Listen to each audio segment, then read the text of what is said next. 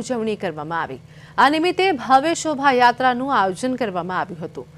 શણગારેલા રથો સાથે નીકળેલી શોભાયાત્રામાં મોટી સંખ્યામાં શ્રદ્ધાળુઓ જોડાયા હતા। મહુવાના ધારાસભ્ય શિવાભાઈ ગોહિલ સહિત અનેક રાજકીય અને સામાજિક આગેવાનો શોભાયાત્રામાં જોડાયા હતા।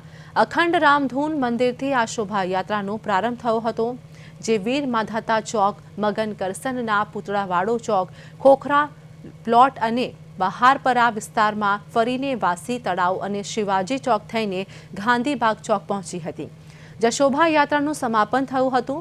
પુષ્પવર્ષા દ્વારા શોભાયાત્રાનું ઠેર ઠેર સ્વાગત કરવામાં આવ્યું હતું। ભવ્યાથી ભવ્ય શોભાયાત્રાનું આયોજન કરવામાં આવ્યું છે। એમાં મહુવાના નગરજનો ખૂબ જ બહોળી સંખ્યામાં જોડાયા છે। લોકોનો ઉત્સાહ પણ ખૂબ વધારે છે।